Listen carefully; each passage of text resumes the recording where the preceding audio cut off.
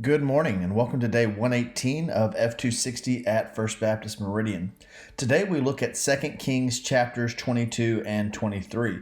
And I actually want to start by talking about something we didn't quite get to in yesterday's video, and that's after the reign of good King Hezekiah, you have the reigns of two wicked kings back to back. The first of those is Manasseh, who's just absolutely one of the worst kings in either the northern or southern kingdom, certainly one of the worst kings in the southern kingdom, and he reigns for a very long time. And then he's followed by King Amon, who doesn't really rule that long.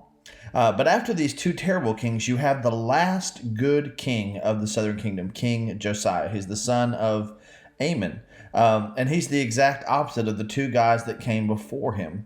But I also think it's important to differentiate Josiah from even good King Hezekiah. Again, King Hezekiah received a glowing estimation. But when King Hezekiah heard that judgment was coming against the southern kingdom, what was his response? He says, "At least this won't happen in my lifetime." In fact, we said that Hezekiah's one big blunder is that, he's been harassed by the Assyrians over and over again. So when these Babylonian emissaries come to them, he shows off the royal treasury. And the prophet confronts him and says, you've just shown them their reason to come back and plunder the kingdom. You've just shown them the plunder that they're going to carry off when they come and conquer this kingdom one day, even though it's not during your lifetime. I want you to notice the difference with King Josiah. King Josiah is a religious reformer. He tears down the altars and high places that the others have set up, including these altars that Manasseh set up in the temple complex itself. And Josiah returns people to the book of the law. You have this moving story about Hezekiah discovering the book of the law. I imagine with a dusty cover in the temple. Why? Because going all the way back to Solomon, who should have been studying the Deuteronomic law, that kingly code, Deuteronomy 17, 14 through 20 that we talked about, the kings have not been consulting the word of the Lord. Overwhelmingly, they've been ignorant. One of the other things that you get with Josiah is he's the first king. Let this sink in. He's the first king to observe Passover among the kings of the united and divided kingdom. We haven't heard of any of them doing that. Josiah's the first one. And I think it's important because I think there's an intentional Egypt connection with that story coming full circle in Josiah. And look how it plays out. When God was bringing his covenant to fulfillment, his covenant with Abraham, right, to make him into a great nation and give him a land and a people and all that, where did he take Abraham's descendants out of? Slavery in Egypt. And he took them out of Egypt through the wilderness. That's, by the way, that's the period during which we get the Passover. That's where you get the revelation of the law. And he puts them in the land. And in the land, they set up a kingdom, right?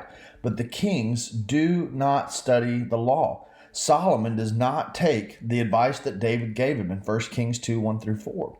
And so Solomon, even though he had those great blessings, does not walk in the way of David. Why? Because he marries Pharaoh's daughter. There's that Egypt connection, and that turns up being the back door through which idolatry gets, politically and religiously legitimized in the kingdom, which ultimately splits. By the end of 1 Kings 12, Jeroboam leads all 10 of the northern tribes to worship golden calves, both in Dan, the northernmost city of the northern kingdom, and in Bethel, the southernmost city of the northern kingdom. Meanwhile, the southern kings aren't doing that much better because they're not studying the law either. It doesn't get dusted off until the time of Josiah. Passover is not observed until the time of Josiah. And where I want to make a point is Josiah is different than Hezekiah, because in today's reading, when Josiah hears that judgment is coming on the southern kingdom, he doesn't just say, at least it's not during my lifetime. What does he do? He tries to predispose the kingdom to be in the best possible position for repentance and for renewing and honoring their covenant with the Lord. The sad thing about Josiah, and it really shows us that the story of the southern kingdom is coming full circle, is what happens to him. He's ultimately killed by an Egyptian pharaoh. And the four kings that rule after him, notice the connection to Egypt. The king who rules after him is what? Taken prisoner in Egypt. Jehoahaz. And so notice that Egypt connection. It shows that the story is coming full circle and that the same God who took them out of bondage in response to their repeated multi-generational covenant violations is going to allow them to go back into bondage. And we'll talk more about that in the days to come with the prophet Jeremiah and the conclusion of 2 Kings. In the meantime, keep reading, reflecting, and responding, and I'll see you tomorrow. God bless.